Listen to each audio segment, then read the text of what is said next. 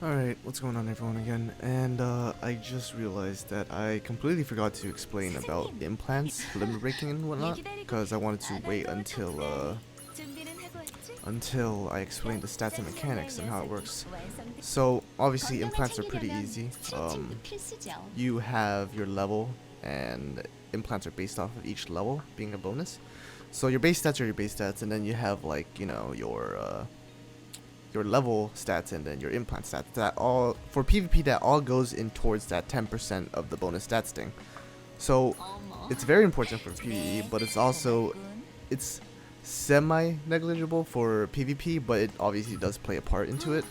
But obviously for your common units, always use those only for implants, because they are really nice implant fodder.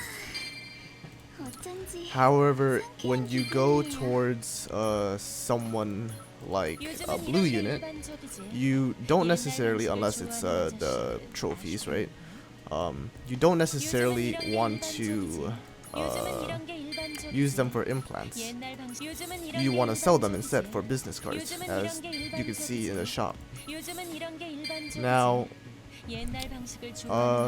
for implants, if you have the same type of class on the same unit, you get 1.5 times extra EXP. Other than that, that's pretty much what it goes for implants. For limit breaking, I do want to explain real quick what limit breaking is. So, you can free to play max out someone in the game basically with free to play material. You can get counter cores and SABT cores. Now you also have dupes.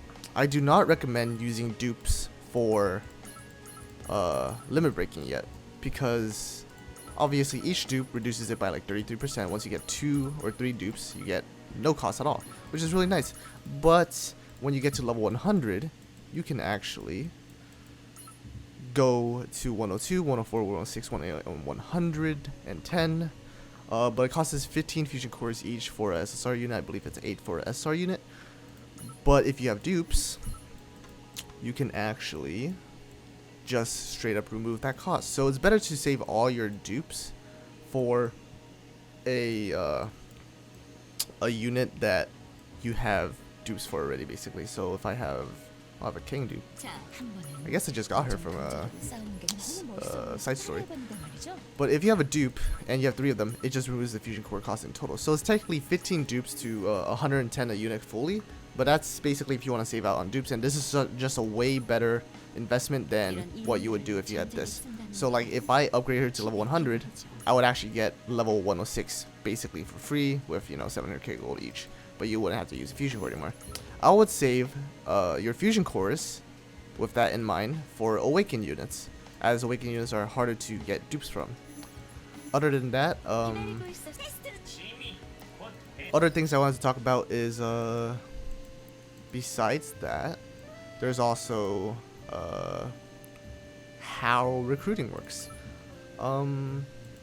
So to tell you how recruiting works is basically, well, not how recruiting works, but how you can tell if you have an SSR, SR, or R not, basically. So you only see this current girl, right, the secretary. If you only see her, it's a common unit. If you see the vice president as well, it's a rare unit, a blue unit. If you see a box, or the CEO, basically, the box, fucking, we're just gonna call it box, right? If we see the box, it's gonna be an SR unit, and obviously if you have a gold shine, it will be an SSR unit. But if there's a gold shine with rainbow effects or a red flare, then it will be a awaken unit. So you see that the vice president is next to the secretary. That is going to be a blue unit.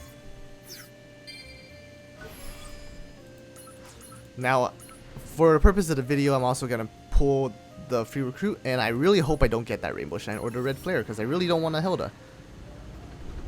Oh, that sounds different, but I'm pretty sure it's the same. Okay, there's no box though. It's just gonna be a simple rare unit. That's fine with me.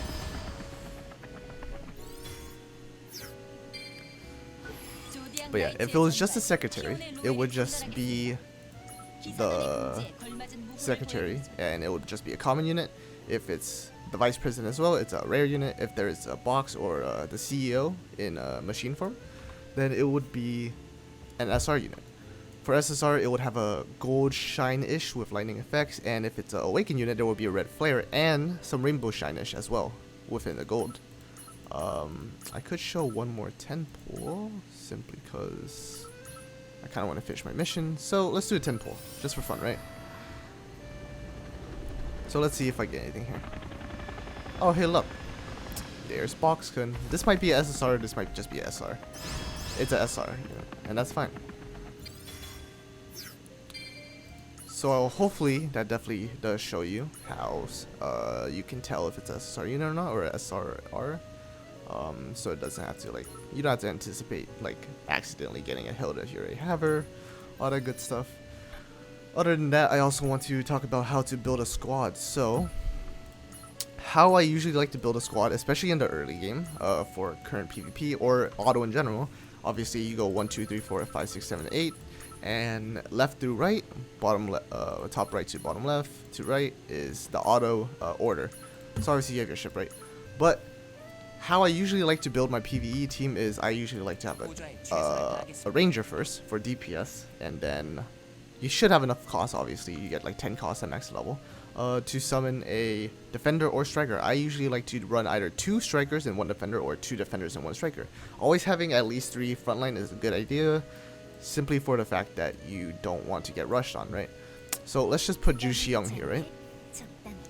And because I want to only have 1 defender, I don't have that much. I already have them on the other teams, so I don't want that much. Then I want a support unit, then I want a sniper. So do I have any leftover snipers? Let's see. They're all on the other teams actually. So I've been using my teams to farm and grind EXP units, so I would just take it from the other team just to do an example, because obviously you don't need 2 snipers in 1 team. So let's just put a Xiaolin in the sniper slot. Then right here you would want to put a defender, because you want to rotate it out with the other striker basically. If you had a defender here, you would put a striker, and then you would put another defender, or another striker if you want. Honestly, it doesn't really matter. But this is how I usually like to do it. Then you'll put another striker there, because I want to run 2 strikers. And then you would finish it off with 2 rangers. And in total, hopefully, most of the time you want to have 4 all attacks, 4 air attackers basically. And 1 sniper is fine, and 3 rangers is preferable in my opinion. You don't technically need to have a support, but in my opinion it's really nice to have 1. If you don't have 1, then you can run 2 defenders, 2 strikers, or an extra sniper. But this is how I usually like to make my teams. Other than that, you also have PvP to an extent. You could build a team in where you actually have your backline go first and your front line go a little bit later.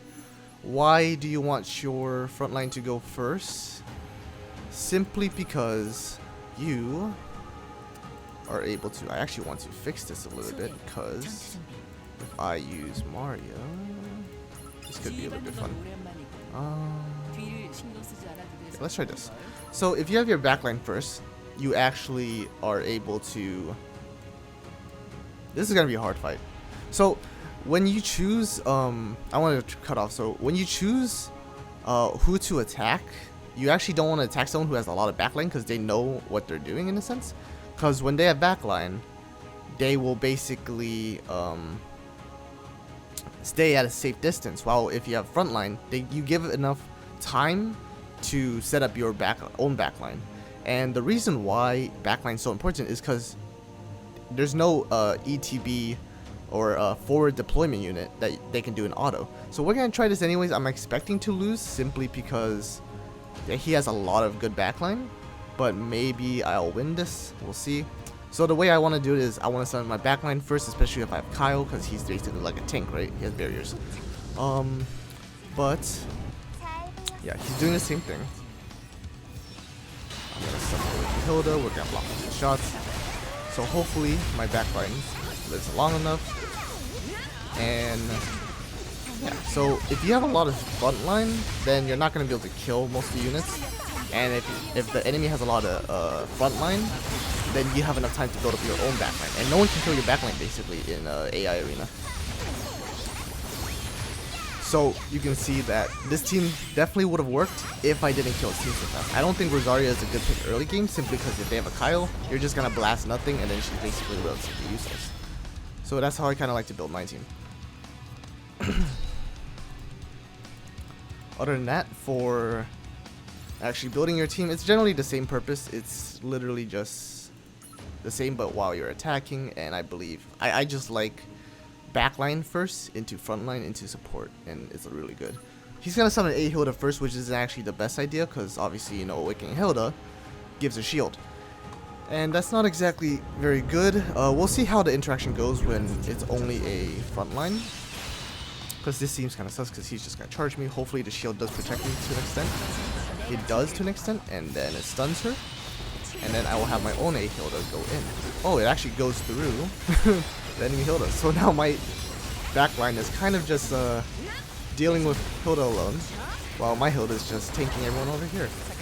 Interaction wise, I don't know how exactly that works. Maybe it's because their Hilda charged in at the same time that mine did. Not actually sure how it works, but valid hit absorption is protecting everyone, protecting and missing at the same time. A lot of damage is missing on my units, and they barely just dead. They don't have enough time to set up their backline as well. So putting a Hilda first isn't the best idea, especially in ranked PvP as well. She'll just go straight to her ship and won't do anything. You just wasted a 6 cost unit or 5 cost or 7 cost if it's banned on someone that will just go to the ship and do almost no damage to the ship while you just ignore her and just rush the enemy. Obviously, there's some people who want to give people some free points, so obviously I will be a kind gentleman and attack them because I want those points. Otherwise, that's basically how the strategy PvP goes. And for ranked PvP, there's a lot more complicated stuff to that, in like deployments, ETB stuff, enter the battlefield, how each unit helps a lot of stuff. I don't think I can cover everything in one video. So generally, obviously, you want to have a low-cost team, or if the unit is high-cost, obviously they have to do their job at that cost. So you want to build a team that effectively works for the synergy of your team comp and the synergy against what you think most enemy team comps will be. So if you don't have much strikers and they have a sniper that does an absurd amount of damage, but you're not too worried about it, you really don't need King or you don't need a Pendragon. Obviously in the current PvP meta, if you run a lot of strikers, which right now is pretty much striker meta, you would want a King to deal with those snipers. But if you're running those strikers and a totally different comp, then you don't need to use King. Otherwise, that's pretty much it for PvP in a sense. I don't think there's much to explain except in like other videos, or if I'm live streaming live PvP, then sure I can explain while the game's happening, because it's easier to do that than just come up with absolutely everything during a session like this where I record. It's pretty hard to, in that sense. Obviously, as you can see here, Esther gets totally cucked by a barrier, and then my frontline goes in afterwards. I also have a Xiaolin early, so I can deal with those early snipers. It's really nice. Then I basically deal with everyone else, and their Xiaolin cannot do anything because I have a defender. My barrier goes down, and it's basically GG. I have my support, gives me all the HP back, and that's basically how AI Arena usually goes. So hopefully this helps new players or current players to get easier rewards, get more gauntlet points. It's super important. Other than that, that's pretty much it. Obviously, right now, the best stage to grind is the last stage, hard stage, for the event, basically, to get your materials. Remember to actually use all of these before the event ends so you can get some free gold. And yeah, other than that, have fun with your gauntlet points so you can buy new stuff. Some nice endgame gear. Is there anything else I'm missing? Yeah, so back to the thing where I said to sell rare units and stuff. It's really that simple. It's just don't sell your common units and sell your rare units that are either useless or you already maxed out. So I already maxed out Irie. Some of these are contract cases, some of them are pretty useless. Some of them I have over 15 copies of. Some of them, obviously, like, you know, I already maxed them out. And other than that, you're basically just selling everyone else that's pretty much you don't need. I'm keeping Tommy and the Tommy and the fucking diehard losers, but yeah, that's pretty much it. Just sell everyone that you don't need in a sense, or if they give you more tickets back, you need the space. This is how you do it. Keep your common units so you can fodder with fodder your implants in. SRs I usually don't get rid of, although most of them are pretty good. Yujin I definitely want to build in the future because when she's 2 cost boosted, she's really good, and she can dodge Shaolin as well in PvP. Jake Walker I also want to build really hard. Shim Sobin I'm already building right now as well. So otherwise I don't really have any SRs that I actually want to sell. Like, all these are really nice SRs. Other than that, that's pretty much just sell all that. I got a lot of business cards, and as you can see, you can use your business cards over here. So you can use conversion approvals or special catalysts, so you can build different things. You also have your friendship boxes here as well. Other than that, obviously you can build buy fusion cores, lifetime contracts, and all the other stuff. That should be pretty much it. I have enough to buy that, so I'm going to. And that's pretty much it for the most part. I definitely do want to limit break Shiyounggg right now, because I want to get her to 100 so I can max her out and use her for PvP. I still have like 8 simulation tickets, so I can use that. But after this, I'm definitely going to save for the next Yumina video. 100% I will save for that. Other than that,